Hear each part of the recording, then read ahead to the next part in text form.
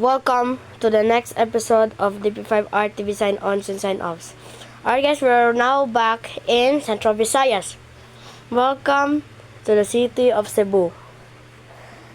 The things I knew about Cebu is like the lechon, the sinugbang isda, the the overcooked fish, if called up, then the CC legs that's where my sister was belonged to last year.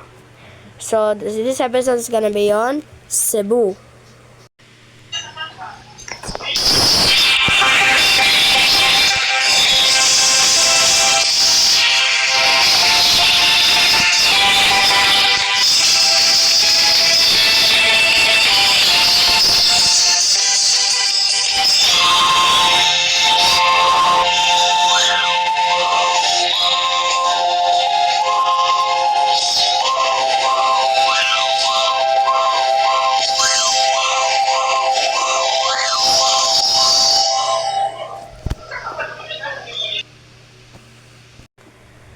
Mayang hapon sa inyong tanan. I'm your host, the voice of DP5RTV, which you know my name, Iron.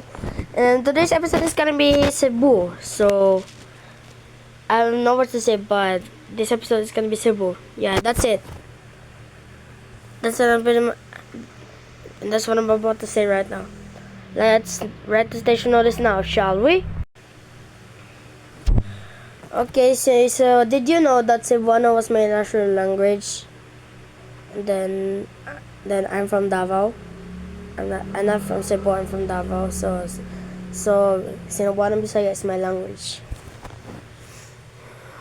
Okay, let's write the station notice now, shall we? Let's go. 3, 2, 1, go.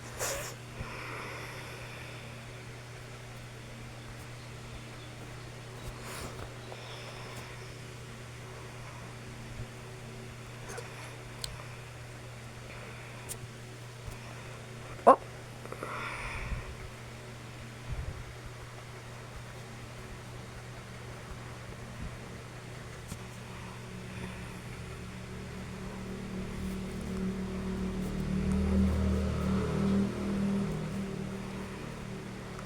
Transmitting on a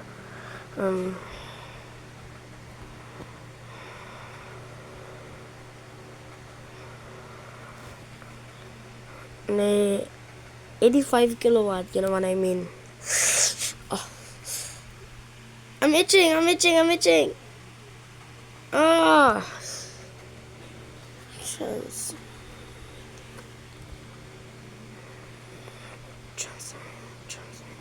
Transmitting power. Okay.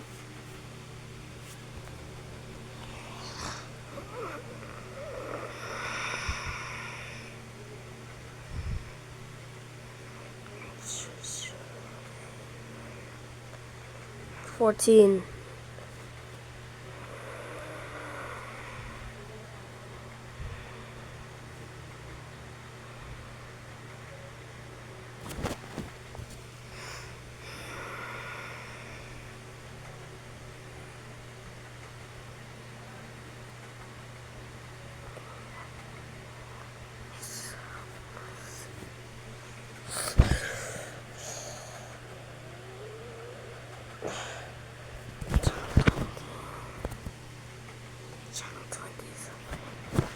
Is it in just channel?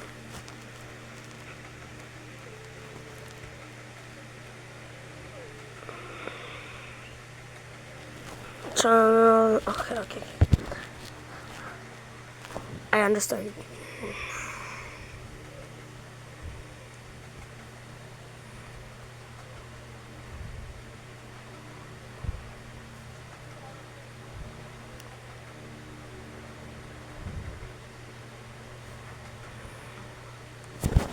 So yun.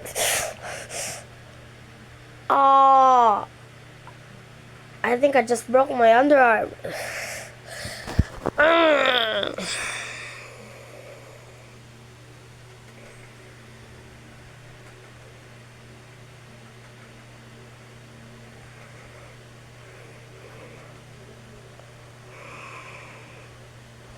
International telecommunications.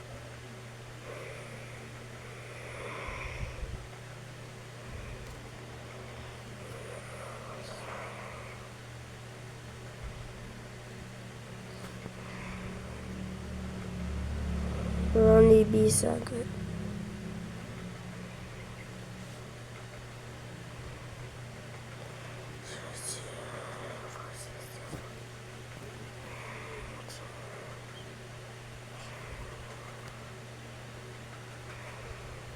EC number 00463.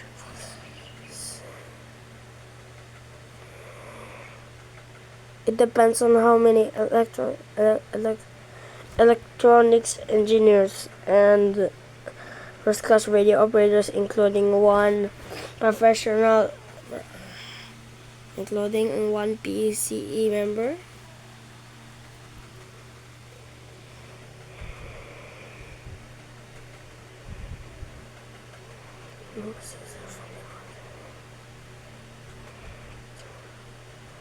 Paulo El Garibay.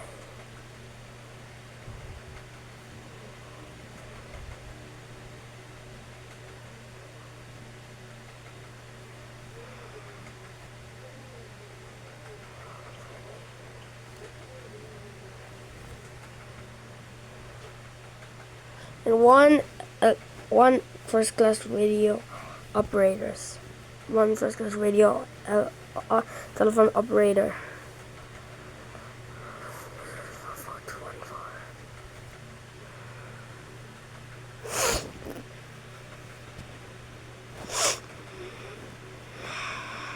No, Ryan B visual is terminating now. So we only have one first class radio operator, and it is Anthony.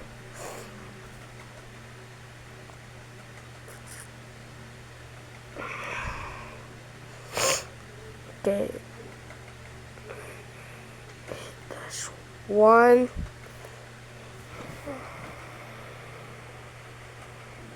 One pin.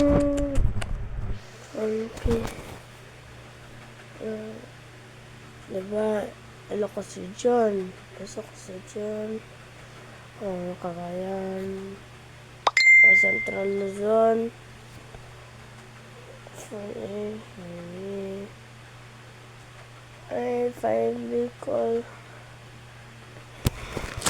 1 P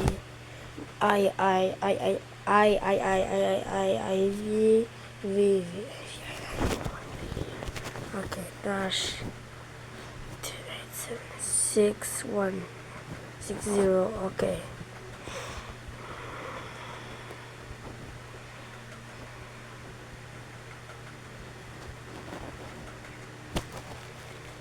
Alright, so I'm done writing the station notice now. Now, before we read the station notice, let's teach about the geography of Cebu, shall we? Okay. Before we teach the geography of Cebu, let's drink some water.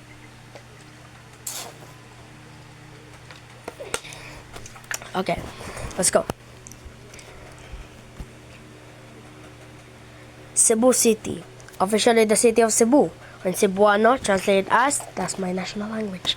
When Cebuano translated as, Dakbayan sa Sugbo. Or Hiligaynon translated as, Dakban Wasang Cebu. Last name Filipino translated as, Lungsod ng Cebu.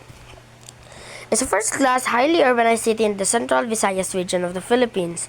It is the capital of the province of Cebu, where it's geographically located, but it is one of three cities together with Lapu-Lapu and Mandaue that are administratively independent of the provincial government. According to the 2020 census, it has a population of 964,169 people, almost a million people, making it making it the sixth most populated city in the nation and the most populous in the Visayas. It also serves as the regional center of the Central Visayas, and its metropolitan area exerts influence on commerce, trade, industry, education, culture, tourism, and healthcare beyond the region. Over all of the Visayas and partly over Mindanao, it is the Philippines' main domestic shipping port and is home to about 80% of the country's domestic shipping companies.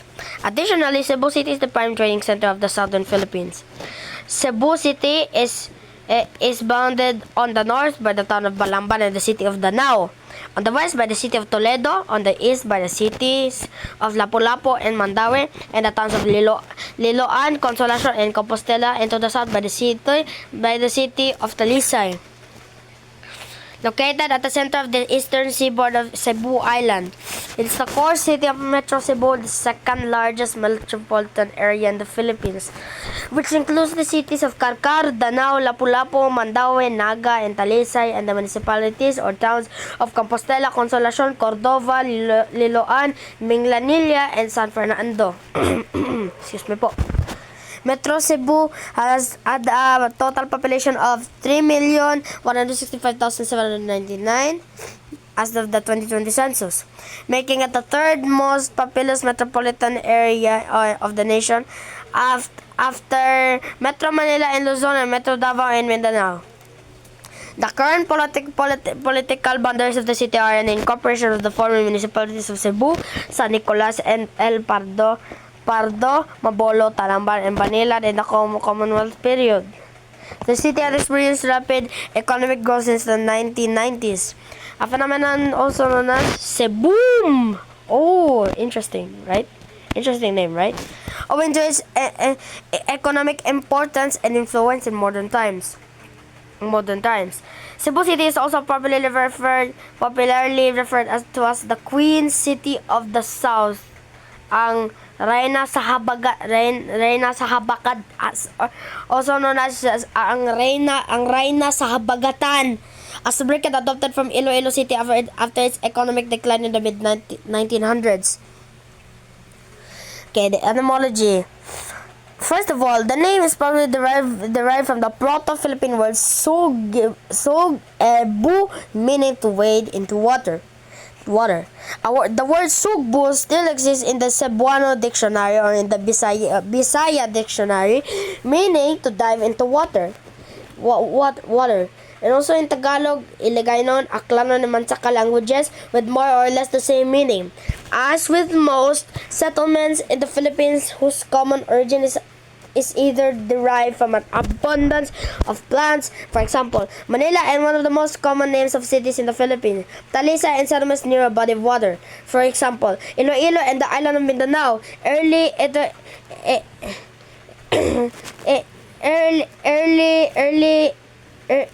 iterations of the name include Subu and Zubu, and then eventually Cebu. Thus, the modern name is either probably a 16th to 17th century Spanish pronunciation of the name, or as how it was heard by early chroniclers in that time period. Ooh, this is where we're gonna get interested now, right? The Southern map records the island to the Ming Dynasty as Sokbu, a Hokkien pronunciation of the name in Mandarin Chinese, Suwu, in the early 17th century. This is the map of Cebu in Ming Dynasty.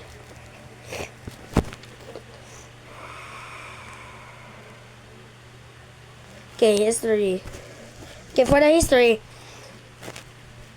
For the pre-Hispanic period, first of all, very little is known about when the site was first settled prior to colonization, but artifacts have been discovered near the city. If not exactly at the site is what is now Cebu City, dating back to at least the 14th to 15th centuries. CE. The city centuries CE. The city's only reliable historical records started with Portuguese explorer Ferdinand Magellan's landing in the land in 1521 CE, and then after the Battle of Mactan, it is then followed by a brief period of silence and almost nihility, and back again in 1565 CE when Miguel Lopez de Legazpi led an expedition back to the island. Though these are artifacts detailing the settlement of the island as early as 2000 BCE or before the exact date of when the village was settled and named Subu is unknown. owing to the fact that prior to colonization, most Visayans were illiterate up until the later half of the 16th century. When Magellan and crew arrived in 1521 CE, the Europeans did not mention or state a thriving city in European or Chinese sense, and nor it was ever been described as a kingdom, as there were no kingdoms in pre-colonial Philippines other than it was merely a simple fishing and trading village.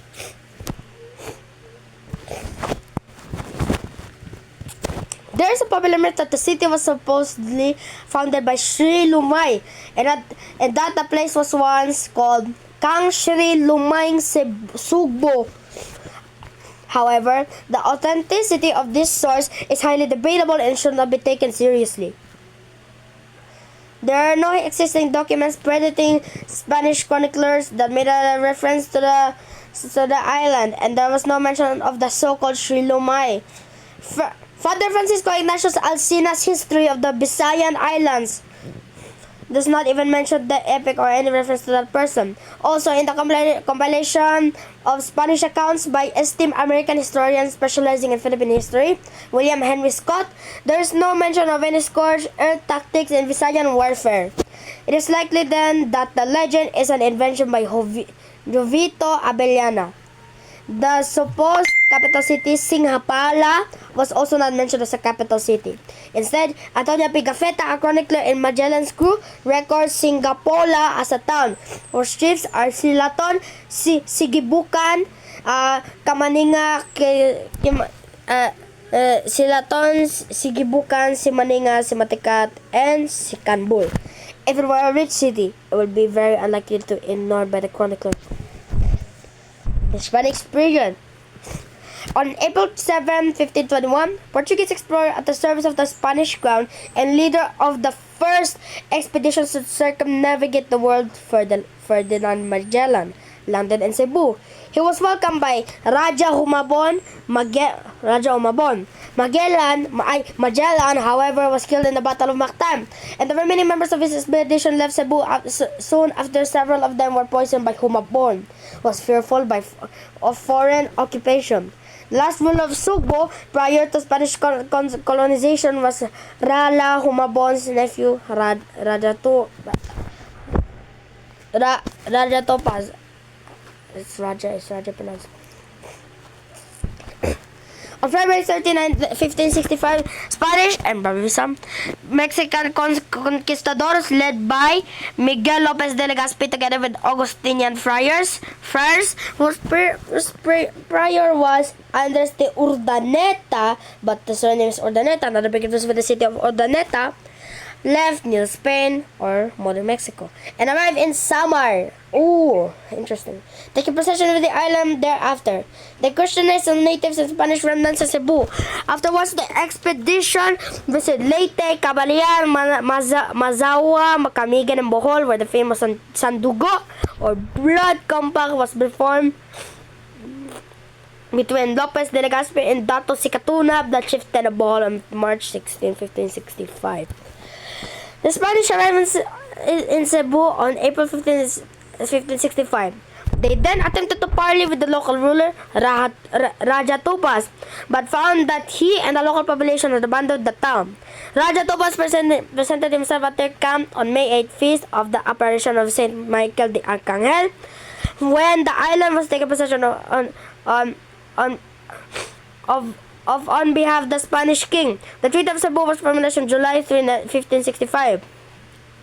Lopez de Legazpi's party had named the new city Villa de San Miguel de Cebu, later named Ciudad de Santísimo Nombre de Jesus. In 1567, the Cebu garrison was reinforced with the arrival of 2,100 soldiers from New Spain or Mexico. The growing colony was then fortified by Fort San Pedro. Aside from these Mexican soldiers, the city of Cebu was founded by 80 Spanish colonists from Spain. By 1569, the Spanish settlement in Cebu had become important as a safe port for ships from Mexico, and as a jumping-off point for further exploration of the archipelago. Small expeditions led by Juan de Salcedo went to Mindoro and Luzon, where he and Martin de Goiti played a leading role in the subjugation of the kingdoms of Tondo and Suludong in 1570. 1 year later, excuse me po. 1 year later, yung Lopez de Legazpi made a participant to discuss a peace pact with the defeated Rajas. An agreement between the conquistadors and the Rajas to form a city Gaza paved the way for the establishment of a new settlement and the construction of the Christian walled city of Intramuros on the waste remains of Islamic Manila, then a vassal state of the Sultanate of Brunei. We now reach Brunei. In 1571, the Spanish carried over infantry from Mexico to raise an army of Christian Visayan warriors from Cebu and Iloilo, as well as mercenaries from the Tagalog region, and assaulted the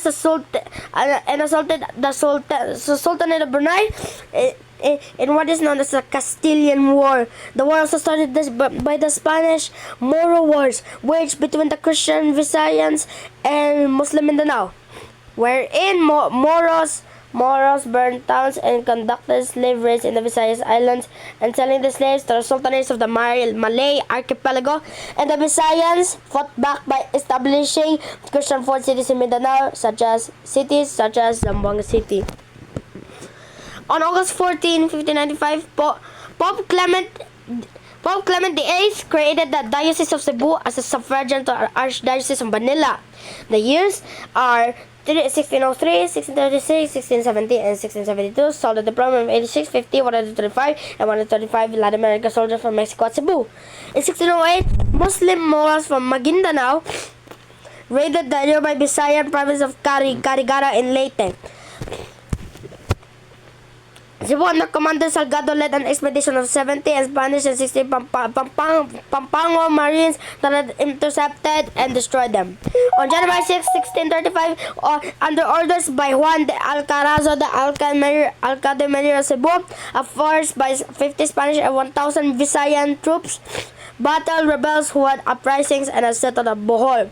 On April 5, 1635, Cebu sent a force of 300 Spanish and 1,000 Visayan troops to settle and colonize Zamboanga City under the command of Captain Juan de Chavez. In the 1700s, Cebu housed 625 Spanish-Filipino families and 28,112 native families.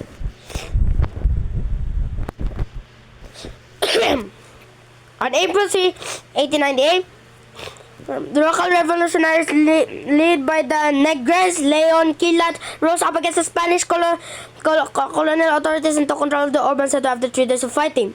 The uprising was only ended by the treacherous murder of Leon Quilat and the arrival of soldiers from Iloilo and Manila. On December 26, 1898, the Spanish governor, General Montero, evacuated his troops to Zamboanga, turning over government property to Pablo Mejia. The next day, a provincial government was formed under Luis Flores as president, General Juan Climaco as military chief of staff, and Julio Llorente as mayor. This we're gonna get interesting. In the American occupation in World War II, the signing of the Treaty of Paris at the end of the Spanish-American War provided for a cession of Cebu along with the rest of the Philippine Islands to the United States until the formation of the Commonwealth era from 1935 to 46. On February 21, 1899, the USS Petrel or PG-2 deployed a landing party of 40 Marines on the shores of Cebu. Cebu's transfer to the American government was signed by Luis Flores, although others, most notably General Arcadio Maxilum and Juan Climaco, offered resistance until 1901. Governor William Howard Taft visited as the President of the United States. As the former President of the United States visited Cebu on April 17, 1901, and appointed Julio Llorente as the first provincial governor. Juan Climaco was elected to that office in January 1904. Okay.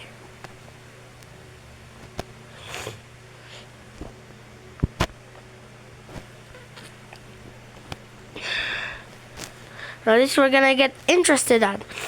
The economic boom and contemporary history. In 1998, Typhoon Ruping, or international name Mike, hit Visayas and Cebu in particular. Oh my god. What did it do now? Because it is causing considerable damage to the infrastructure of the city and province. Interesting, right? the typhoon excuse me po. Excuse me po ulit. The typhoon cut off many of the city's communication lines and was virtually cut from the outside, causing delays from aid from the national government in Manila. This forced local authorities to rethink governmental priorities and enforce some radical measures, such as food, water, and fuel rations. However, the city quickly recovered, and by the end of the decade, it was experiencing rapid economic growth, dubbed Boom. The economic growth of the city also spread economic growth to its neighboring cities and municipalities, which spreads from the north all the way to Karkar in the south. Let's talk about the geography now, shall we?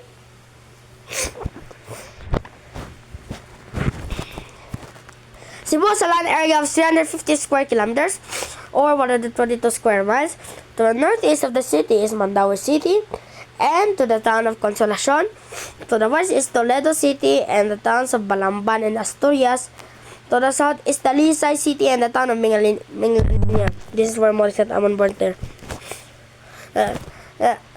Across Mactan Strait to the east is Mactan Island, where Lapu-Lapu is located. Further east across the Cebu Strait is the island of Bohol. Oh my god. For the barangays. In that case, Cebu City is politically subdivided into the 80 barangays. Each barangay consists of products and some municipalities. These barangays are grouped into 2 congressional districts with 46 barangays in the northern district and 34 in the southern district. As of the 2020 census, 58 barangays are classified as urban barangays, where 888,481 people, or 92.15% of Cebu City's population lives. Where the excuse me po. While the remaining 22 rural barangays are home to 75,668 residents, representing 7.85% of the total population. The most populous barangays in the city as of the 2020 census are Guadalupe, Tisa, and Lahug, while Calubian is the least populous barangay with only 663 residents. Let's talk about the climate. Cebu City has a tropical monsoon climate. Under the Köppen climate classification, the city has a lengthy wet season and a short dry season, with only the months of March and April falling into the latter season. Average temperatures show little variance during the year, with average daily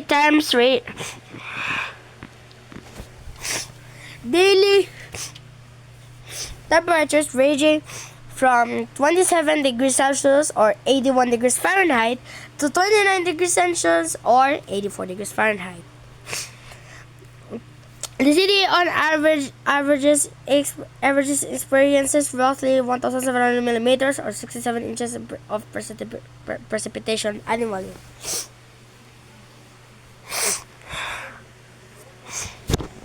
Let's go back to the nose, shall we?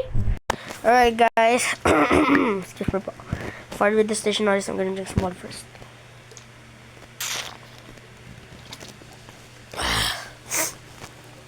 Let's do this.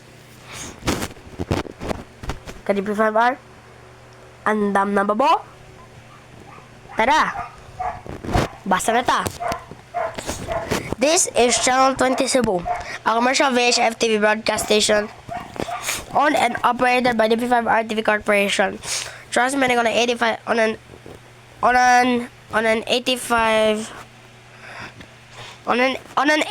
kilowatt transmitting power with permit number BSD-095-2014, valid until December 31, 2020. Channel 20 transmitter is located in Mambusay, Babaguan, Cebu City. Okay. Channel 20 is operated by the following personnel duly licensed by the Professional Regulation Commission and the National Telecommunications Commission. Engineer Bernardo M. Acosta, PEC number 06 Okay. PCE number 0. PCE number 864. Engineer Ronnie B. Sagad. PCE number 0046355. Engineer Jason T. Palma. PCE number 0046346. Engineer Jason I. Ignacio. PCE number 0058108. Engineer Jose Paulo El Garibay. PCE number 58005894. And Anthony E. Salinas, 98-1PVII-38760. This is Channel 20 Cebu. Now, signing on. Before we read the sign-off notice, let's go back to the Wikipedia geography to teach more about the demographics of Cebu, shall we? Here is the population. The city's population reached 762 people in 2007, and at the time of the 2010 census, the population had grown to at least 866,171 people, who form at least 161,151 households. The region. The city is considered the birthplace of Christianity in the Far East. The Roman Catholic Archdiocese of Cebu is currently the largest archdiocese in the Philippines and in Asia. Christianity in the form of Roman Catholicism is the predominant religion in Cebu. For about 95% of the population, making it the second most Roman Catholic affiliated city among the already majority in Roman Catholic nation. The remainder of the religious population includes various Protestant faiths or Baptist, Methodist, and Presbyterians. Non-denominational groups: the Philippine Independent Jewish Iglesia ni Cristo, the Church of Jesus Christ of Latter-day Saints, Jehovah's Witnesses, the Seventh-day Adventists, and other Christian groups. Other religions include Islam, Hinduism, and Buddhism. While within the city is the Cebu Taoist Temple, a Taoist temple located in the Beverly Hills subdivision of La Hug. That looks like Beverly Hills. For the languages, the most recent census data on ethnicity and language from the 2020 census shows that the vast majority of the city's population speaks Cebuano as the primarily casual vernacular language. English is also used as the primary formal medium of instruction in schools, besides Filipino class, while teaches Filipino or Tagalog across schools in Cebu, and is also understood by the populace through Filipino mass media. There are also a few speakers of Hiligaynon from nearby Hiligaynon speaking provinces in Panayan and Suksajan region of Mindanao, and other speakers of other Visayan languages from nearby regions. Many speakers of other Philippine languages are also residents in the city. One of the Ilocanos, a Luzon ethnic group whose native language is the eponymous Ilocano language. Ilocanos form a minority in Cebu City, where they form an organized association for Ilocano residents and their descendants here, including nearby cities and towns within Cebu province. Chinese Filipinos also privately use Philippine Hokkien among fellow speakers of the language.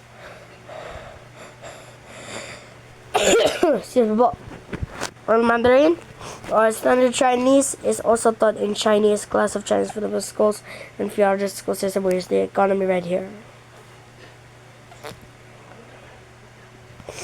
Here's the economy, here's the government. Let's not talk about that government right now. We'll pass on that one. That's okay. I will make a last episode of the Lenten season tomorrow. Being a highly urban city, Cebu City, along with neighboring Mandaue and Lapu-Lapu, is independent from the Cebu province. Its electorate do not vote for provincial officials. They were proposals during the time of Governor Emilio Mario Osmeña to establish an administrative district that would be independent from Cebu City. This would mean carving out Cebu City's capital site barangay, where the provincial capital and other provincial offices are located. The plan, however, did not go through and was even followed by other proposals like the transfer of the capital to Balamban.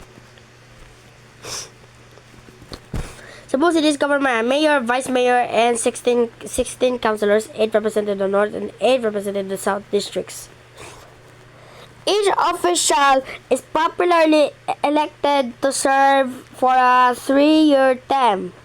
The chief of the Association of Barangay Captains and the president of the Sangguniang Kabataan Federation also serve in the city council. The day-to-day administration of the city is handled by a city administrator.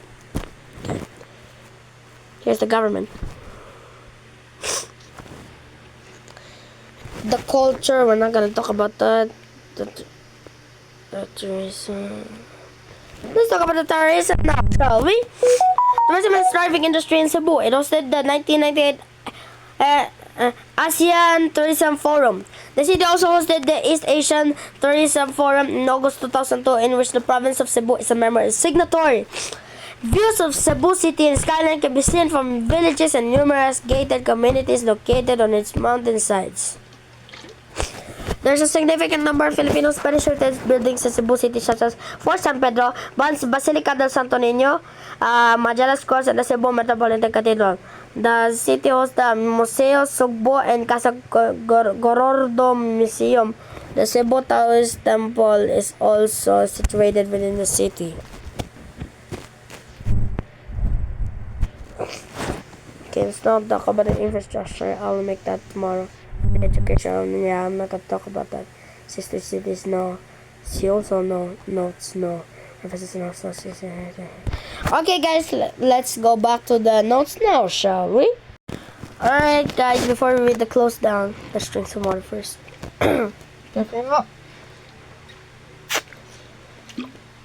Okay, I'm done. Let's go!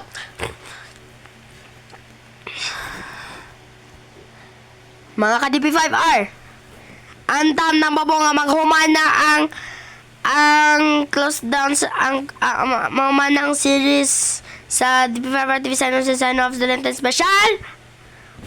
Ay, sige, tara! This is Channel 20 Cebu. Excuse me po.